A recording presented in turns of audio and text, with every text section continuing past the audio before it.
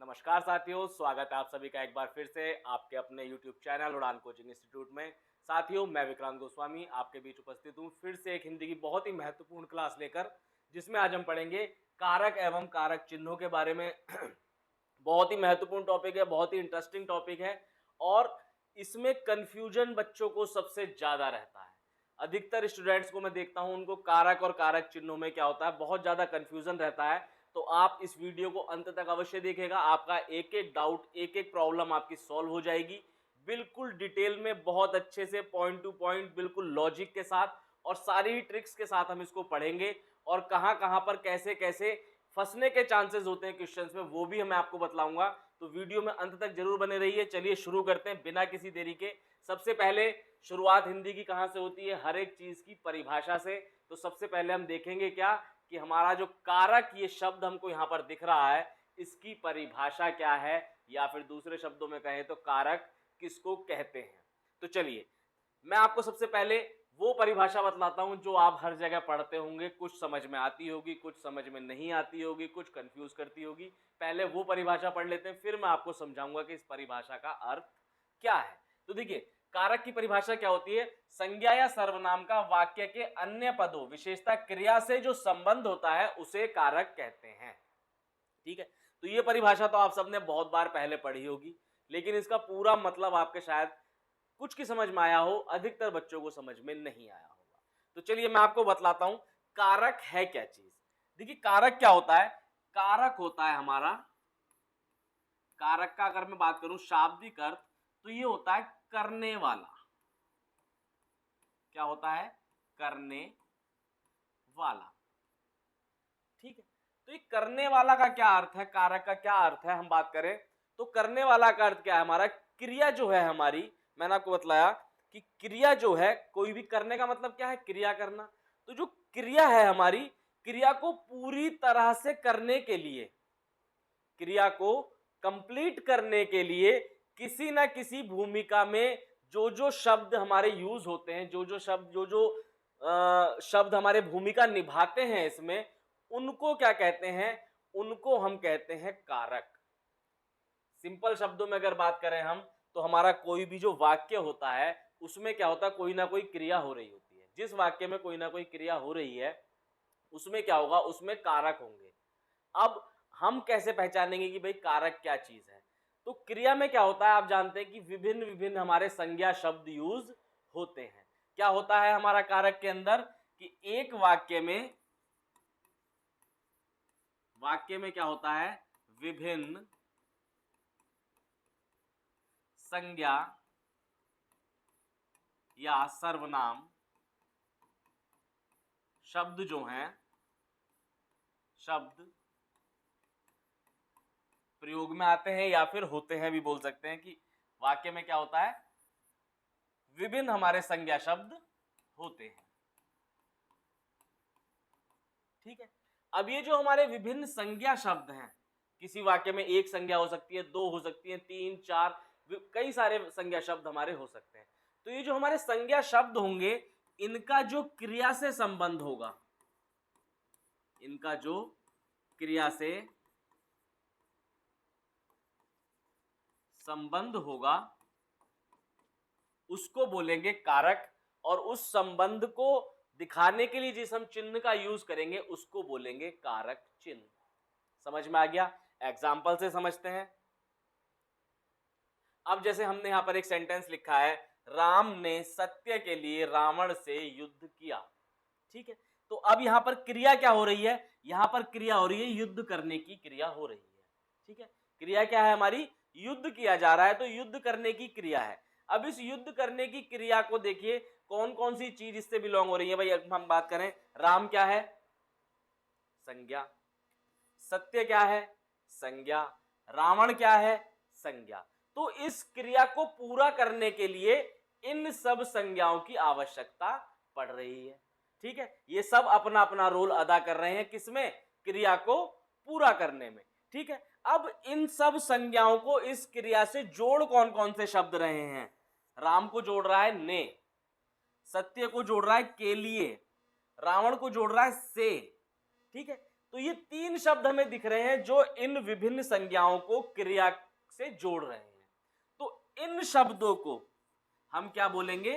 कारक बोलेंगे। कारक चिन्ह इनको बोलते हैं कि ये जो क्या है हमारे कारक चिन्ह है। अब ये कारक चिन्ह जिस जिस संज्ञा को उससे जोड़ रहे हैं, किससे? क्रिया से, उसको बोलेंगे कारक। यानी राम क्या है यहां पर? कारक है। सत्य क्या है यहां पर? कारक है। रावण क्या है यहां पर? कारक है। अब हमें एक चीज दिख रही है कि भाई ये तीनों कारक हैं, तीनों के कारक चिन्ह हमारे अलग अलग हैं। इसका मतलब एक बात तो कंफर्म हो गई कि कारक भाई एक टाइप का नहीं होता, कारक कई टाइप के होते हैं और उन कई टाइप के कारक के अपने अपने क्या होते हैं? विभक्ति चिन्ह होते हैं। इनको क्या बोलते हैं? जैसे ने हो गया, केली हो गया, से हो गया, इनको बोलते हैं क्या? विभक्ति चिन्ह। विभक्ति बोलते हैं या फिर कारक चिन्ह बोलते हैं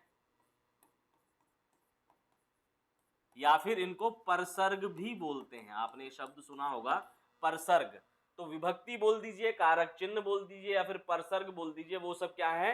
ये से, के लिए, ने, ये सब क्या है? विभक्ति, कारक चिन्ह या फिर परसर्ग।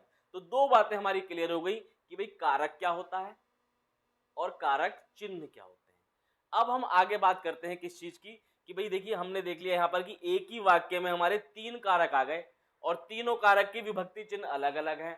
इसका मतलब अब हमें क्या चीज जाननी चाहिए कि भाई कारक चिन्ह कितने प्रकार के, कारक कितने प्रकार के होते हैं और उन कारकों के कारक चिन्ह क्या होते हैं। क्यों? क्योंकि अगर हम इस वाक्य में देखें तो हर एक कारक का अलग कारक चिन्ह इसमें दिया हुआ है। भाई राम का कारक चिन्ह क्या है? ने। सत्य का कारक चिन्ह क्या है? के लिए। रावण का कारक चिन्ह क्या है? से। ठीक है। दूसरी चीज जो यहां पर समझने वाली है थोड़ी सी, वो क्या चीज है कि हम देख रहे हैं कि पहले कारक आता है फिर कारक चिन्ह आता है। भाई पहले कारक आ रहा है फिर क्या आ रही है? विभक्ति या फिर कारक चिन्ह बाद में आ रहा है। तो ये भी चीज यहां पर समझ लेनी है कि विभक्ति से या कारक चिन्ह से जो पहले शब्द होगा वो क्या होगा? वो कारक होगा उस विभक्ति चिन्ह का। अब हम उस कारक को पहचानेंगे कैसे? हम विभक्ति चिन्ह से पहचानेंगे कि भाई हमारा कौन सा टाइप का कारक है। ठीक है। इतनी चीज यहां तक अगर आपको समझ में आ गई है तो अब हम आगे बढ़ते हैं। क्या चीज सीखते हैं? अब देखते हैं हम कि हमारे कारक कितने प्रकार के होते हैं। उसी से ही हमें पता चलेगा कि भाई राम कौन सा कारक है, सत्य कौन सा कारक है, रावण कौन सा कारक है, क्योंकि ये तीनों अलग अलग कारक हैं, तीनों के विभक्ति चिन्ह अलग अलग हैं। ठीक है। तो कारक हमारा क्या होता है? कारक हमारे होते हैं 8 प्रकार के। कितने प्रकार के कारक होते हैं? 8 प्रकार के कारक होते हैं और प्रत्येक कारक का अपना क्या होता है? कारक चिन्ह होता है। प्रत्येक कारक का अपना अलग कारक चिन्ह होता है, जिसको मैंने आपको बताया कि विभक्ति भी कहते हैं। कुछ जगहों पर आपको ये कारक चिन्ह देखने को नहीं मिलेंगे, उसको कैसे पहचानेंगे वो भी मैं आज आपको तरीका बतलाऊंगा। ठीक है। तो अब सबसे पहले एक पैनी नजर फटाफट से देख लेते हैं कि हमारे कारक कौन कौन से हैं, उनके कार्य क्या क्या हैं और क्या क्या उनकी विभक्ति है। फिर वन बाय वन उसको डिटेल में एग्जांपल्स के थ्रू समझेंगे कि भाई इनको कैसे पहचाना जाए। तो देखिए सबसे पहला कारक होता है हमारा कौन सा? कर्ता कारक। कर्ता कौन होता है? क्रिया को करने वाला, यानी जो क्रिया हो रही है उसको जो करने वाला है, जो क्रिया को कर रहा है, वो होगा हमारा कर्ता कारक। और इसकी विभक्ति क्या होगी या कारक चिन्ह क्या होगा? ने। कर्ता ने, कर्ता ने। इसी तरीके से याद करिएगा आप, कर्ता ने। दूसरा क्या आया? कर्म। कर्म क्या होता है? क्रिया से प्रभावित होने वाला जो होगा हमारा, क्रिया से प्रभावित होने वाली जो संज्ञा होगी वो क्या कहलाएगी? कर्म कहलाएगी। और उसका कारक चिन्ह क्या होगा? को। तो अब हमारा क्या बन गया? कर्ता ने कर्म को, कर्ता ने कर्म को, कर्ता ने कर्म को। ठीक। उसके बाद तीसरा हमारा जो आता है वो कौन सा कारक आता है? करण कारक। करण कारक क्या है? क्रिया का साधन या फिर उपकरण, यानी क्रिया जिसके द्वारा की गई, जिस साधन से की गई, क्रिया को करने के लिए जो साधन या उपकरण यूज किया गया उसको बोलेंगे करण। और इसका जो कारक चिन्ह होता है वो क्या होता है? से या फिर के द्वारा, से या फिर के द्वारा। तो हमारा क्या बन गया? देखिए, कर्ता ने कर्म को कर्ण से, कर्ता ने कर्म को कर्ण से। अब चौथा कारक आता है हमारा संप्रदान। संप्रदान क्या होता है? जिससे क्रिया के उद्देश्य या फिर प्रयोजन का बोध हो, कि भाई क्रिया किस लिए की जा रही है, उद्देश्य का पता चले, उसको बोलेंगे संप्रदान। और इसका जो कारक चिन्ह है वो क्या है? को या फिर के लिए, को या फिर के लिए। तो कर्ता ने कर्म को करण से संप्रदान के लिए, अपादान चौथा कारक, पांचवा कारक आता है हमारा, जिसका अर्थ क्या होता है, जहां पर कुछ अलगाव हो, जहां पर क्या हो, कुछ अलगाव हो, तो वहां से क्या आ जाएगा हमारा, इसका कारक चिन्ह क्या होगा, से। कर्ता ने, मेरे साथ साथ आप बोलते रहिए, बोलते बोलते ही याद होगा और इसी तरह से याद रहेगा। कर्ता ने कर्म को करण से या के द्वारा संप्रदान के लिए, अपादान से। अगला छठा कारक हमारा कौन सा है, देखिए, संबंध। जहां पर दो पदों का संबंध आपस में बताया जाए, उसका कारक चिन्ह क्या होगा, का, के, की, रा, री, रे, ना, नी, ने, ये सारे के सारे कारक चिन्ह होंगे। फिर हमारा सातवां कौन सा है, अधिकरण। अधिकरण क्या हो जाएगा हमारा, जो क्रिया के आधार यानी स्थान के बारे में बताए, समय के बारे में बताए, किस अवसर पर हो रहा है वो अवसर बतलाए, उसको जो बोध कराएगा वो क्या कहलाएगा, अधिकरण कहलाएगा। और इसका कारक चिन्ह क्या है, में या फिर पर। फिर क्या आता है, संबोधन, आठवां लास्ट हमारा कारक, जिससे क्या हो, किसी को पुकार कर या फिर संबोधित किया जाए, ए, हे, अरे, ये जहां पर भी आपको संबोधन वाले चिन्ह मिलेंगे वो क्या कहलाएंगे, संबोधन कारक कहलाएंगे। ठीक है, तो आप एक बार मेरे साथ बोलिए सभी लोग।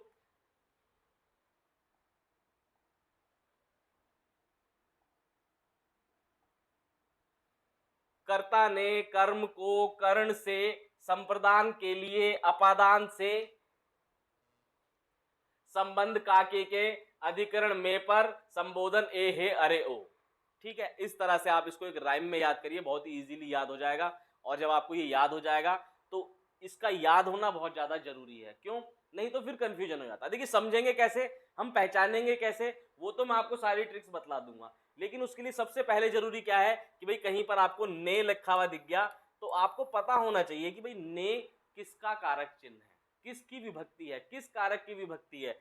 ये अगर आपको नहीं पता होगा तो फिर आप वहां पर लाख दिमाग लगा लीजिए, पहचान लीजिए कि हाँ भाई ये तो कारक चिन्ह आ रहा है यहाँ पर, लेकिन किसका है यही नहीं पता। तो आपको ये 8 कारक और उनके जो विभक्तियां हैं वो आपको याद करनी होंगी।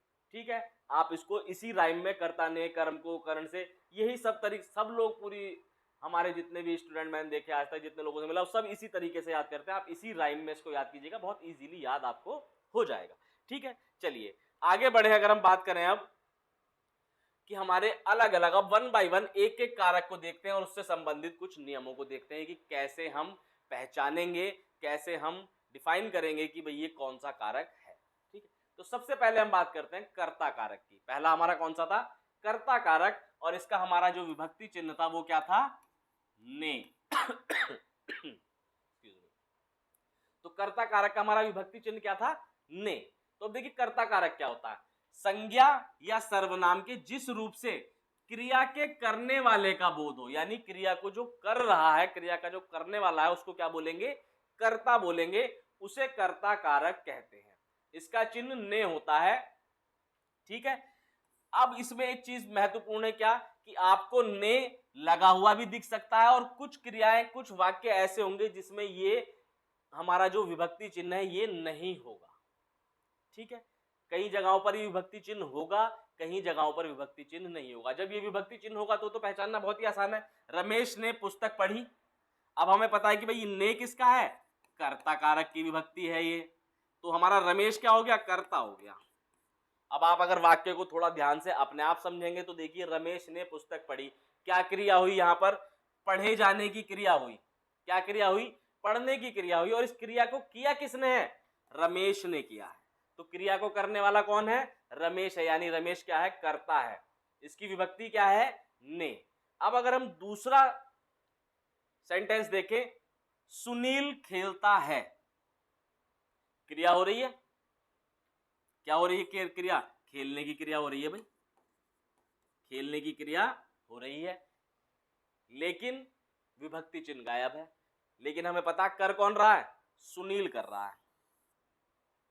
कौन कर रहा है, सुनील कर रहा है। सुनील क्रिया कर रहा है, तो इसका मतलब क्या हुआ, सुनील हो गया हमारा कर्ता, सुनील हो गया हमारा कर्ता। अब यहां पर विभक्ति चिन्ह नहीं है, तब भी हम पहचान सकते हैं कि भाई कर्ता क्या है। यहां पर हमारा कारक कौन सा है, तो कर्ता कारक है। कौन सा कारक है, कर्ता कारक है। तो आपको दोनों तरीके के वाक्य देखने को मिल सकते हैं कि जिसमें क्या हो, विभक्ति चिन्ह दिया हो या फिर विभक्ति चिन्ह नहीं दिया हो। दोनों को पहचानने का तरीका मैंने आपको बताया, जहां पर विभक्ति चिन्ह दिया हो तो वहां तो आप मिनट से पहले पहचान जाओगे। क्यों? क्योंकि आपने वो विभक्ति चिन्ह याद कर लिए, कर्ता ने। अब ने देखा, खत्म कहानी, अब हमें कुछ नहीं सोचना, करता है भैया। अब यहाँ पर हमने देखा कि भाई यार कोई विभक्ति चिन्ह ही नहीं है, कैसे पहचानेंगे? तो हम कैसे पहचानेंगे भाई? हम देखेंगे कि क्या हो रहा है यहाँ पर क्रिया हो रही है खेलने की, और क्रिया को करने वाला कौन होता है? हम जानते हैं कि क्रिया को करने वाला है कर्ता। तो यहाँ पर क्या हो गया हमारा? कर्ता कारक हो गया। ठीक है, इतनी चीज समझ में बिल्कुल सिंपल है, कर्ता कारक हमारा। उसके बाद अगर हम आगे बढ़े, देखें अपना नेक्स्ट कारक के बारे में, तो ये क्या होता है? कर्म कारक।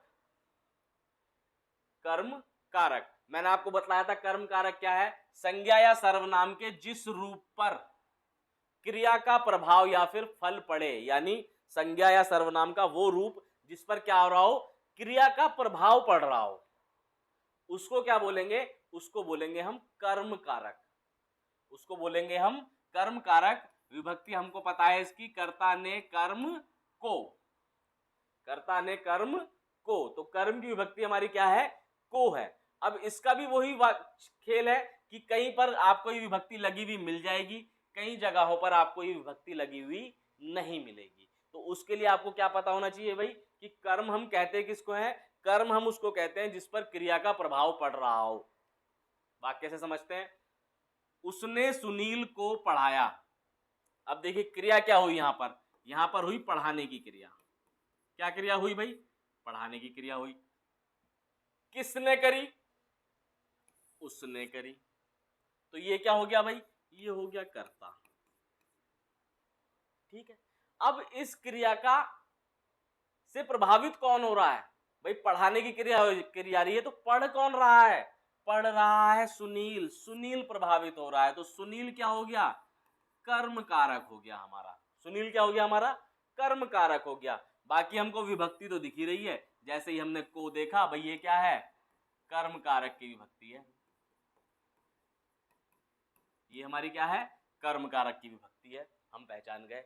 ठीक है, तो यहां पर हम देख समझ गए तीनों तरीके से।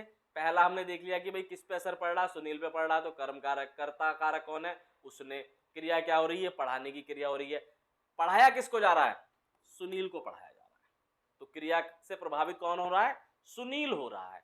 तो सुनील क्या हो गया हमारा? कर्म कारक हो गया, जिसकी विभक्ति क्या है? को है।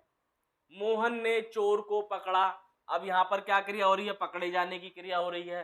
तो पकड़े जाने की क्रिया कर कौन रहा है? मोहन। तो मोहन क्या हो गया हमारा? कर्ता हो गया, उसके साथ उसकी विभक्ति भी है कर्ता ने। अब किसको पकड़ा है? पकड़े जाने की जो क्रिया हो रही है वो किसको प्रभावित कर रही है? चोर को। तो चोर हमारा क्या हो गया? कर्म कारक हो गया, विभक्ति चिन्ह को। ठीक, अब देखते हैं हम कि जहां पर विभक्ति चिन्ह हमें दिया ही नहीं गया। रंजन पुस्तक पढ़ रहा है। रंजन पुस्तक पढ़ रहा है। अब यहां पर आ गया भाई कि यहां पर कोई हमें कारक चिन्ह नहीं दिख रहा, कैसे पहचानेंगे? क्या कंफ्यूजन हो गया भाई, ये कारक चिन्ह तो है नहीं, कैसे पहचाने? अब हमें सबसे पहले क्या करना है? हमें क्रिया देख लेनी है अपनी कि क्रिया क्या है भाई? पढ़े जाने की क्रिया हो रही है। क्या हो रही है? पढ़ने की क्रिया हो रही है। क्रिया क्या हो रही है हमारी? पढ़ने की। कौन पढ़ रहा है? रंजन पढ़ रहा है। तो रंजन हमारा क्या हो गया? कर्ता हो गया। रंजन क्या हो गया? क्रिया को करने वाला कौन है? रंजन है। किसको पढ़ रहा है? पुस्तक को पढ़ रहा है। किसे पढ़ रहा है? पुस्तक को पढ़ रहा है। तो पुस्तक हमारा क्या हो गया? ये हमारा कर्म कारक हो गया। ये हो गया हमारा कर्म कारक। ठीक है, पुस्तक हमारा क्या हो गया? कर्म कारक हो गया। तो रंजन क्रिया कर रहा है पढ़ने की, प्रभावित क्रिया से कौन हो रही है? पुस्तक हो रही है, क्योंकि पुस्तक को पढ़ा जा रहा है। ठीक है, ऐसे ही रजनी ढोलक बजा रही है, तो रजनी हमारी कर्ता कारक, बजाने की क्रिया हो रही है। किसे बजाया जा रहा है? ढोलक को बजाया जा रहा है। ठीक है, तो यहां से आपको एक शब्द समझ में आया होगा, क्या? किसे। क्या समझ में आया? किसे। अब आप इस शब्द को याद रखिएगा, थोड़ी देर बाद में इसका आपको एक बहुत ही महत्वपूर्ण योगदान बतलाऊंगा कि कर्म कारक हम इसके द्वारा इजीली पहचान सकते हैं। देखिए कैसे। वाक्य में कर्म कारक की पहचान करने का क्या उपाय है कि क्रिया के साथ हम क्या लगा दें? या तो क्या लगा दें या फिर किसे लगा दें। या तो हम क्या लगा दें या फिर किसे लगाकर देख लीजिए, जो उत्तर मिलेगा वो क्या होगा? कर्म होगा। वो क्या होगा, कर्म होगा। अब आइए अपने सेंटेंस पे आ जाते हैं भाई। रंजन पुस्तक पढ़ रहा है। रंजन क्या पढ़ रहा है?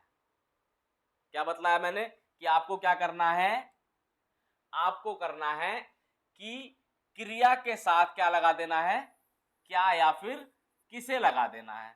ठीक है, तो रंजन क्या पढ़ रहा है, रंजन पुस्तक पढ़ रहा है। तो अब अगर हम इसकी जगह क्या लगा दे तो क्या के स्थान पर क्या क्या उत्तर क्या मिलेगा, हमें पुस्तक मिलेगा। सुनीत रजनी ढोलक बजा रही है। रजनी क्या बजा रही है, रजनी ढोलक बजा रही है। उसने सुनील को पढ़ाया। उसने किसे पढ़ाया, सुनील को। उसने किसे पढ़ाया, सुनील को। मोहन ने चोर को पकड़ा। मोहन ने किसे पकड़ा, चोर को पकड़ा। तो हमें क्या है कि जब भी हम क्या करें, किसे या फिर क्या लगाएंगे किससे पहले, क्रिया से पहले, तो हमको उत्तर जो मिलेगा वो क्या होगा, हमारा कर्म होगा। तो अब कर्म को पहचानने के हमारे पास कई तरीके हो गए, आप नोटिस करेंगे। तो सबसे पहला तरीका, विभक्ति चिन्ह याद है, तुरंत पहचान गए भाई कर्म कारक है, को विभक्ति लग रही है। दूसरा चिन्ह, दूसरा तरीका कि हमने देखा कि हमारे पास विभक्ति चिन्ह नहीं है, तो क्रिया से पहले क्रिया से प्रभावित क्या चीज हो रही है उसको हमने ढूंढ लिया कि भाई क्रिया का प्रभाव पड़ किस पर रहा है, कर्म कारक पहचान गए। तीसरा तरीका, ये दोनों भी नहीं समझ में आ रहे, आपने क्या करना है, क्रिया से पहले किसे या फिर क्या लगा के देख लेना है, जो उत्तर प्राप्त होगा वो हमारा क्या होगा, कर्म कारक होगा। ठीक है, एक और चीज आती है कर्म कारक में कि कई जगहों पर क्या होता है, कई वाक्य ऐसे होते हैं जिसमें क्या हो जाते हैं, दो कर्म कारक, दो कर्म एक साथ आ जाते हैं। कभी कभी वाक्य में क्या होगा, दो कर्म हो जाएंगे, जैसे मां बच्चे को खाना खिला रही है। अब यहां पे देखो, बच्चे को खाना, कितने आ गए, दो कर्म आ गए। एक तो ये कर्म हो गया हमारा, और ये खाना भी क्या हो गया, कर्म हो गया। ठीक है, कैसे पहचानेंगे, मां किसे क्या खिला रही है, मां बच्चे को खाना खिला रही है। को हमारा, को से पहले क्या आएगा, कर्म आएगा। को विभक्ति चिन्ह हम जानते हैं। अगर खाने की बात करें तो भी खाना क्या है, खाना खिलाया जा रहा है, यानी जो क्रिया हो रही है खिलाने की, उसका इफेक्ट खाने पे भी पड़ रहा है, बच्चे पे भी पड़ रहा है। तो ये क्या हो गई, हमारे यहाँ पर दो कर्म हो गए। तो वाक्यों में कई बार क्या हो सकता है कि आपको दो कर्म भी देखने को मिल सकते हैं, वहां पर आपको कंफ्यूज नहीं होना। वही अपना तरीका, माँ किसे क्या खिला रही है। अब देखिए किसे कहाँ लगाना है और कहाँ कहाँ लगाना है, इसका भी मैं आपको तरीका बता दूं। आप बोलोगे कि सर वाक्य तो दे दिया आपने, बता भी दिया भाई किसे लगाओ या फिर क्या लगाओ, कहां पर किसे लगाएं कहां पर क्या लगाएं। तो जहां पर विभक्ति चिन्ह गिवन हो, जहां पर क्या हो, विभक्ति चिन्ह दिया हुआ हो, वहां पर लगाएंगे किसे, और जहां पर विभक्ति चिन्ह नहीं दिख रहा वहां पर लगाएंगे क्या। तो जिस वाक्य में विभक्ति चिन्ह होगा वहां किसे लगाना है, और जिस वाक्य में विभक्ति चिन्ह नहीं होगा वहां पर क्या लगाना है। आप कर्म कारक कौन सा है बहुत ही आसानी से एकदम पहचान जाएंगे। चलिए आगे बढ़ते हैं। अब हमारा तीसरा कारक आ गया, कौन सा, करण कारक। करण कारक आप जानते हैं, मैंने आपको बताया था करण क्या अर्थ क्या है, साधन या फिर उपकरण, यानी क्रिया जिससे करी जा रही है, जिस उपकरण से वो क्रिया हो रही है उसको बोलेंगे करण। कारक चिन्ह क्या था इसका, से या फिर के द्वारा, या फिर के द्वारा, ये इसके हमारे विभक्ति चिन्ह थे। ठीक है, डेफिनेशन भी देख लेते हैं एक बार। संज्ञा या सर्वनाम के जिस रूप की सहायता से क्रिया संपन्न होती है उसे करण कारक कहते हैं। इसकी विभक्तियां से या फिर के द्वारा होती है। एग्जाम्पल से समझते हैं, बहुत अच्छे से समझ में आ जाएगा। उसने पेंसिल से चित्र बनाया। उसने पेंसिल से चित्र बनाया। तो अब देखें यहां पर क्रिया क्या हुई, चित्र बनाए जाने की क्रिया हुई। चित्र क्या हुई, चित्र बनाने की क्रिया हमारी यहां पर, ये क्या हो गया, हमारा क्रिया है कि भाई क्या क्रिया हो रही है, चित्र बनाया जा रहा है, पेंटिंग की क्रिया हो रही है, बनाने की क्रिया हो रही है। ठीक है, कौन कर रहा है, उसने, सर्वनाम हमारा। तो ये उसने चित्र बनाया। ठीक, अब ये जो क्रिया करी गई ये किस साधन से की गई है, इस क्रिया को पूरा करने के लिए कौन सा उपकरण यूज में आया। तो इस क्रिया को पूरा करने के लिए हमारा कौन सा उपकरण यूज में आया, पेंसिल यूज में आई। तो पेंसिल क्या हो गई हमारी, करण कारक हो गई। पेंसिल क्या हो गई हमारी, करण कारक हो गई। और से ये हो गई हमारी विभक्ति। ठीक है। रविदत्त दाएं हाथ से लिखता है। क्या क्रिया हो रही है भाई, लिखने की क्रिया हो रही है। कर्ता कौन है, रविदत्त है। लिखने की क्रिया कर किससे रहा है, दाएं हाथ से। तो ये क्या हो गई हमारी, करण कारक से विभक्ति। उसे पत्र द्वारा सूचित कर दिया गया है। क्रिया क्या हो रही है, सूचना देने की क्रिया हो रही है। क्या क्रिया हो रही है, सूचित किए जाने की क्रिया हो रही है। किसके द्वारा की जा रही है, किसके द्वारा की जा रही है, पत्र के द्वारा। किसके द्वारा की जा रही है भाई, पत्र के द्वारा उसको सूचना दी जा रही है। तो यानी उपकरण हमारा क्या हो गया, पत्र हो गया। तो पत्र क्या हो गया हमारा, करण कारक, और द्वारा क्या हो गया हमारा, विभक्ति। हम दही के साथ रोटी खाते हैं। तो भाई क्या हो रहा, क्रिया यहां पर क्या हो रही है, खाने की क्रिया हो रही है। क्या हो रही है, खाने की क्रिया हो रही है। और इस क्रिया का उपकरण क्या है, दही के साथ। तो दही क्या हो गया हमारा, करण कारक हो गया। दही क्या हो गई हमारी, करण कारक, की भाई इसके साथ रोटी खाई जा रही है। तो दही हमारी हो गई करण कारक। ठीक है। तो करण कारक आपको समझ में आ गया। विभक्ति चिन्ह क्या है इसका, से। जिस उपकरण से क्रिया करी जा रही है, जिस साधन से क्रिया करी जा रही है, उसको बोलेंगे करण कारक। उसके बाद आता है हमारा संप्रदान। संप्रदान क्या है, जिसके लिए क्रिया की, मतलब जिसके लिए क्रिया की जाती है उसको बोलते हैं संप्रदान कारक। जिसके लिए क्रिया की जा रही हो या फिर जिसे कुछ दिया जा रहा हो, जहां पर कुछ देने की बात आएगी, या फिर किसी के लिए अगर वो क्रिया करी जा रही है तो उसको बोलेंगे क्या हम, संप्रदान कारक। जैसे अध्यापक ने छात्रों के लिए पुस्तक लिखी। ठीक है। इससे पहले अगर बात करें इसके विभक्ति चिन्ह की, तो इसके विभक्ति चिन्ह क्या होता है, को, या फिर के लिए, या फिर के वास्ते, या फिर के हेतु। ठीक है। ये सब क्या है, इसकी कारक चिन्ह है, विभक्ति है। किसकी, हमारी संप्रदान की। जो याद करने वाली है वो आप के लिए याद कर लो। इन सबका वही मतलब, के लिए का ही मतलब के वास्ते है, के हेतु, के लिए का ही मतलब है। बस क्या है, इस पे हम थोड़ा सा डिस्कस करेंगे कि भाई को क्या है। को हमारी किसी और की विभक्ति भी है। याद करिए किसकी विभक्ति मैंने आपको बतलाई थी, को हमारी किसी और चीज की विभक्ति भी है और संप्रदान की विभक्ति भी है। वहां पर आप डिफरेंस कैसे करोगे ये मैं आपको भी बतलाऊंगा। ठीक है। तो भाई देखिए, अध्यापक ने छात्रों के लिए पुस्तक लिखी। अब पहले अपना बेसिक, बिल्कुल बेसिक फंडा कि भाई क्या हमारी क्रिया हुई, तो लिखे जाने की क्रिया हुई है। क्या क्रिया हुई है भाई, लिखने की क्रिया हुई। ठीक। अब उस क्रिया को करा किसने, अध्यापक ने करा। तो ये कौन हो गया भाई, कर्ता। इससे जस्ट आगे आप देखोगे आपको कर्ता कारक की विभक्ति भी दिख जाएगी। ठीक है। उसके बाद देखें अगर हम, क्या लिखा, पुस्तक लिखी, कर्म। क्या लिखा भाई, पुस्तक लिखी। अब ये जो क्रिया हुई ये की किसके लिए गई है, ये की किसके लिए गई है, छात्रों के लिए। तो छात्र क्या हो गए हमारे, संप्रदान। ये हो गया हमारा संप्रदान कारक, विभक्ति के लिए। ये हो गई विभक्ति। समझ गए। यहां पर हमें साफ साफ दिख रहा है के लिए विभक्ति दी हुई भी है।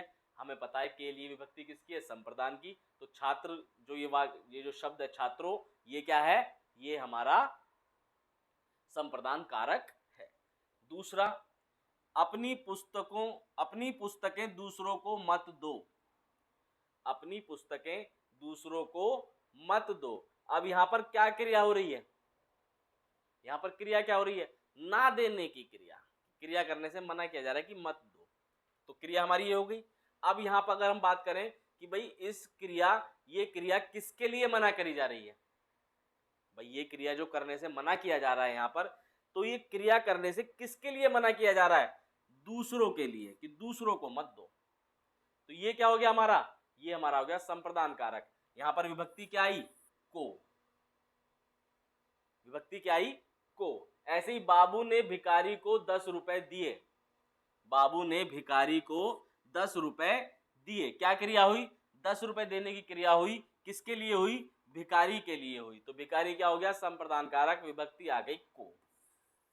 ठीक है, पेट के वास्ते मनुष्य, अब बिल्कुल आसान, के वास्ते हमने जैसे ही देखा हमें पता चल गया संप्रदान। अब यहां पर जो कंफ्यूजन होता है या जो एग्जाम में क्वेश्चन गलत होता है, बच्चे फंस जाते हैं, वो यहां पर जो खेल कर रहा है वो कौन कर रहा है, को। ये जो को है ये सारी की सारी कहानी बिगाड़ रहा है कि भाई आपने देखा अपनी पुस्तकें दूसरों को मत दो, को देखते ही हमने क्या किया भाई, हमने अपना कौन सा कारक चिन्ह लगा दिया, हमने अपना कारक चिन्ह लगा दिया कर्म वाला, कि भाई अरे ये तो कर्म कारक है, को आ गया। ठीक है, तो ये को जो है इसको कैसे पहचानोगे आप, इसकी जो ट्रिक है वो क्या है, वो मैं आपको बतलाता हूं, देखिए।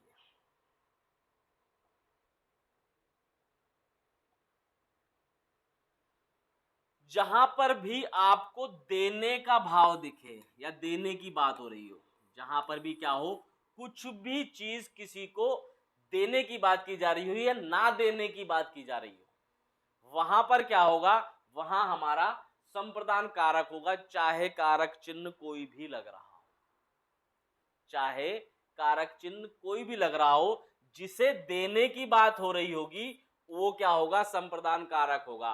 अपनी पुस्तकें दूसरों को मत दो, तो दूसरा क्या हो गया, संप्रदान कारक। बाबू ने भिखारी को 10 रुपए दिए, किसे दिए, भिखारी को दिए, तो भिखारी क्या हो गया, संप्रदान कारक हो गया। ठीक है, समझ में आई चीज। तो जहां पर भी देने की बात वाक्य में की जा रही होगी, कोई भी चीज दी जा रही है या देने से मना किया जा रहा है, देने की बात हो रही है, तो वो क्या हो जाएगा, हमारा संप्रदान कारक हो जाएगा। वहां पर विभक्ति आपको देखने के लिए कौन सी मिलेगी, को विभक्ति मिलेगी, लेकिन कारक कौन सा होगा, संप्रदान कारक होगा।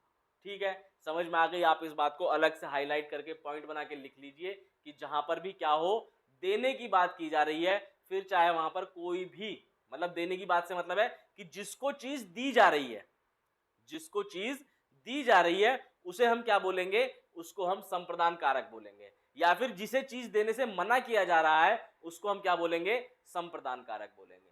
चीज क्लियर हो गई। यहां पर आपको को वाला कंफ्यूजन तो नहीं बचा, संप्रदान और कर्म में डिफरेंस क्या होता है ये भी हम अच्छे से समझ गए कि जहां पर भी क्या होगा, देने की बात हो रही है तो जिसे दिया जा रहा है, जिसको दिया जा रहा है वो क्या है, संप्रदान कारक है। भिखारी को दिया जा रहा है, भिखारी संप्रदान कारक है। दूसरों को देने से मना किया जा रहा है, दूसरे क्या है, संप्रदान कारक है। ठीक है, समझ में आ गई बात। चलिए आगे बढ़े। यही वो बात कि जहां देने का उल्लेख वाक्य में हो वहां पर परसर कोई भी हो, हमारा क्या होगा, संप्रदान कारक होगा। राम ने भिक्षुक को भोजन दिया, तो किसको दिया, भिक्षुक को दिया, को हमारा क्या है, संप्रदान कारक का विभक्ति चिन्ह है। यहां पर ये कर्म का नहीं है, ये किसका है, संप्रदान का है। क्यों, क्योंकि भिक्षुक को देने की बात हो रही है, तो भिक्षुक क्या हो गया, ये हो गया संप्रदान कारक की विभक्ति, या संप्रदान कारक चिन्ह भी बोल सकते हैं। और ये क्या हो गया, ये हो गया हमारा संप्रदान कारक। ठीक है, तो जहां पर भी देने की बात हो वहां पर हमारा जिसको दिया जा रहा है वो संप्रदान कारक होगा। ठीक है, चलिए आगे बढ़ सकते हैं। इतनी बात आपको समझ में आ गई, इसको नोट कर लीजिएगा। ये कंफ्यूजन छोटी छोटी बातें ही हैं, बेसिकली आप बुक उठा के पढ़ोगे तो आपको दिख जाएगा भाई, जब आपने विभक्ति चिन्ह याद कर लिए। लेकिन क्या होता है, कुछ ऐसे छोटे छोटे पॉइंट्स आ जाते हैं, कुछ ऐसी ट्रिकेज आ जाती हैं कि एग्जामिनर को पता है कि बच्चा ये मिस कर गया होगा, वो वहीं से क्वेश्चन बना देता है। ठीक है, ऐसी एक चीज आगे और आएगी अभी, वो भी मैं आपको बतलाऊंगा। अब देखते हैं अपादान कारक। अपादान कारक क्या है, अपादान कारक है, अपादान जो है हमारा अलगाव के भाव को प्रकट करता है। क्या करता है, अलगाव के यानी अलग होने के भाव को, किसी भी दो चीजों के अलग होने के भाव को प्रकट करने वाले कारक को हम बोलेंगे अपादान कारक। संज्ञा या सर्वनाम के जिस रूप से अलग होने का भाव प्रकट हो उसे अपादान कहते हैं, और इसकी विभक्ति क्या है, से। इसकी विभक्ति क्या है, से। ठीक है, जैसे मोहन छत से कूद पड़ा, मोहन छत से कूद पड़ा। अब यहां पर आप देखो क्या क्रिया हो रही है, कूदने की क्रिया हो रही है, कौन कर रहा है, मोहन कर रहा है। ठीक है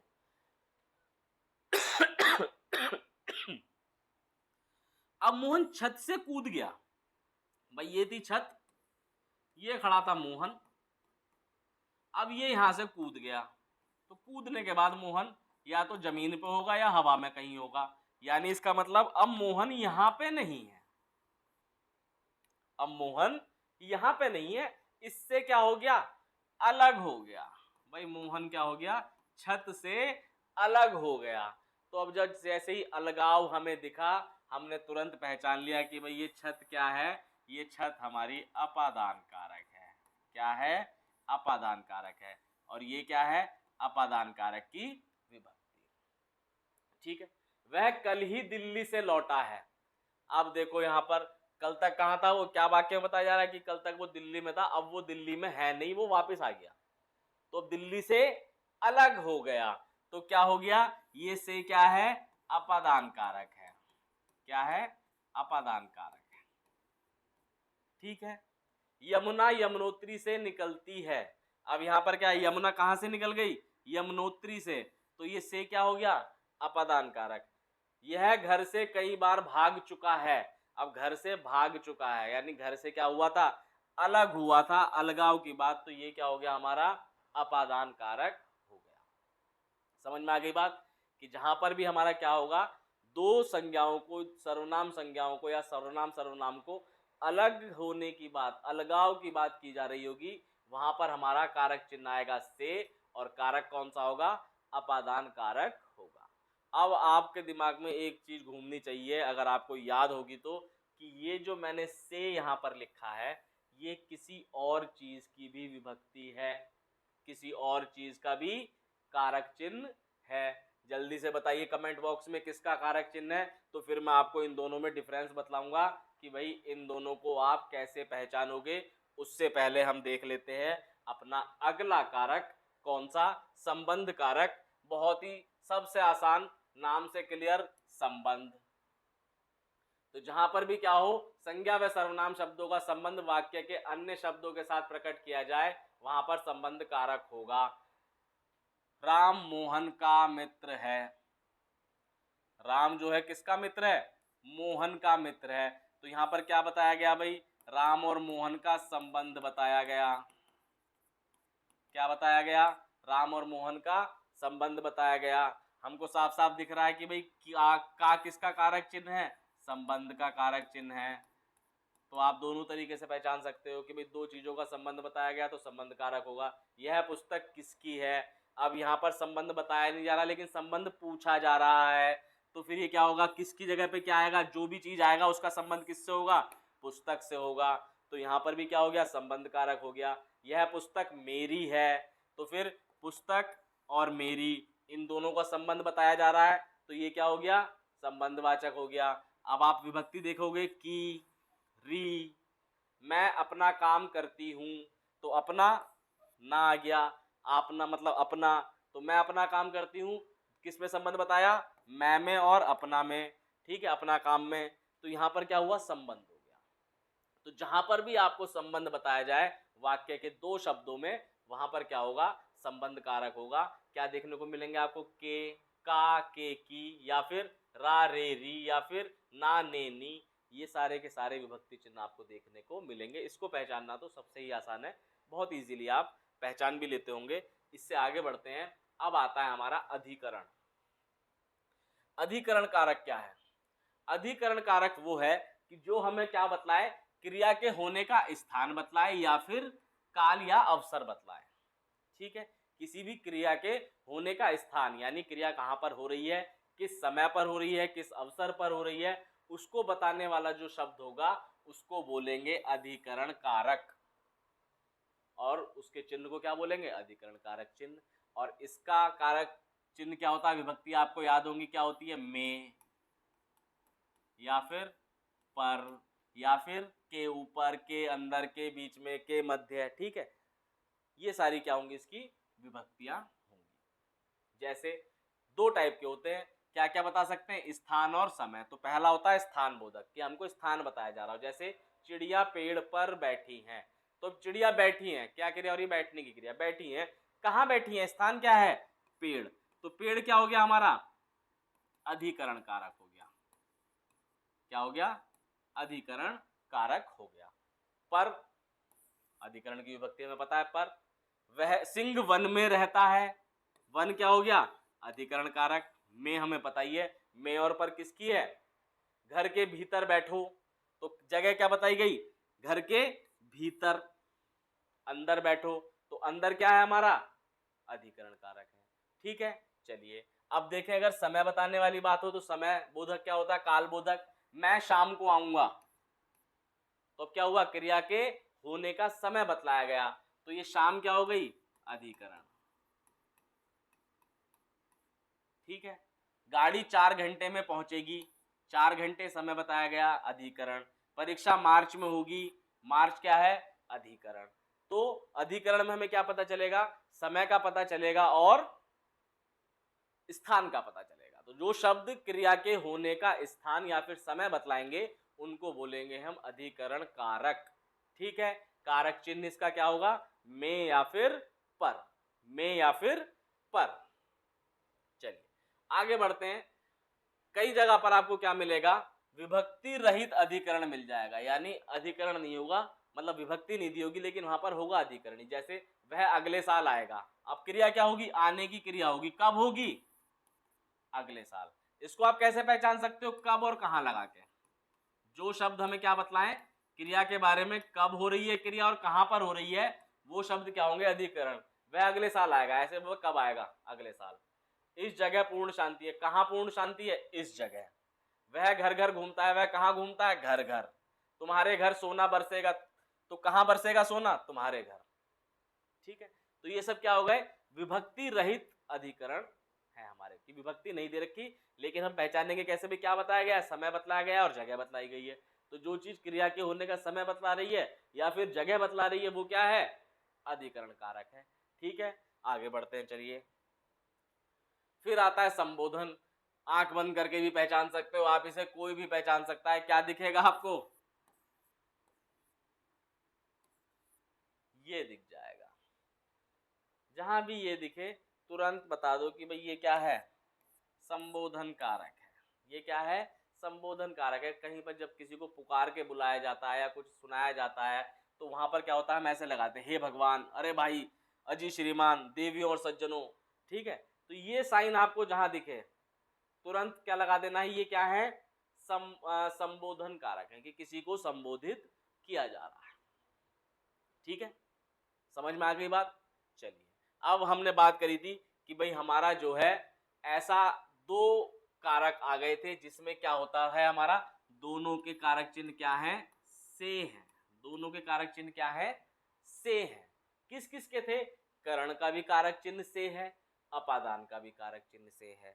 तो भाई जब हम से कारक चिन्ह देखेंगे तो हम कैसे पहचानेंगे कि हमारा करण कारक है या फिर अपादान कारक है? ठीक है, तो देखिए इन दोनों की डेफिनेशन मैंने आपको बतलाई, इसीलिए डेफिनेशन पढ़ना, समझना, चीजों को रट लेने से कि भाई आप सिर्फ कि भाई मैंने तो 8वीं विभक्ति रट ली, जहां विभक्ति दिखेगी लगा दूंगा, नहीं हो पाएगा क्वेश्चन एग्जाम में। क्यों? क्योंकि एग्जाम में आपको विभक्ति रहित क्वेश्चन भी दिख रहे हैं, वाक्य दे दिया कि भाई उसमें विभक्ति नहीं है, फिर कैसे पहचानोगे? तो फिर आपको पता होना चाहिए कि भाई ये 8 कारक जो है हमारे होते क्या क्या है। कुछ कारकों की मैंने आपको बताया कि विभक्ति भी एक जैसी होती है, फिर उनमें कैसे डिफरेंस करोगे? इसीलिए हर एक चीज को, हर एक पॉइंट को पढ़ना बहुत जरूरी है। एग्जाम अगर निकालना है तो आप सभी जानते हैं एक एक नंबर की जो वैल्यू है वो कब पता चलती है? जब बच्चा 1 या 2 नंबर से रह जाए। जो बच्चा 30, 40, 50 नंबर से रह रहा है उसे कोई फर्क नहीं, उसे वो कभी इस चीज की वैल्यू समझेगा भी नहीं कि भाई हमारे इस एक नंबर की या इस एक पॉइंट की क्या वैल्यू थी जो हमको मिस कर दिया, हमने, हमको नहीं पढ़ाया गया, हमने नहीं पढ़ा। उस पॉइंट की वैल्यू आपको तब समझ में आएगी, भगवान ना करे आपके साथ ऐसा हो, लेकिन किसी के साथ भी हो सकता है कि आप एक नंबर से रह जाएं और आप देखें कि यार ये वाला पॉइंट छूट गया था, अगर इसको और पढ़ लेता तो कितना अच्छा होता, है ना? तो मैं इसीलिए पूरी कोशिश ये करता हूं बच्चों कि आपके लिए पॉइंट सारे क्लियर हो। मैं हर चीज इसलिए लिख के लाता हूं, मैं आपको यहाँ पे पेन से लिख के भी पढ़ा सकता हूँ। उसमें क्या होगा कि मैं कई बार बोलूंगा अरे बच्चों गलती हो गई थी, एक आध पॉइंट मेरे से भी मिस हो जाएगा, मैं भगवान का भाई तो हूं नहीं भाई, सबसे हो जाता है। आप वीडियोस उठा के किसी की भी देखिए, कई लोग कई चीजें मिस कर देते हैं, तो वो मिस करने पे उनका कोई नुकसान नहीं, उनके तो व्यूज आ गए, उनको क्या लेना देना इन सब चीजों से। लेकिन जिस बच्चे का मिस हो गया उसका क्या करोगे आप? वो तो संतुष्ट हो गया आपसे पढ़ के कि भाई हाँ भाई सर ने सब बता दिया था, लेकिन वो एक-एक कोई बीच का पॉइंट कोई चीज़ छूट गई, वो उसको कौन बतलाएगा?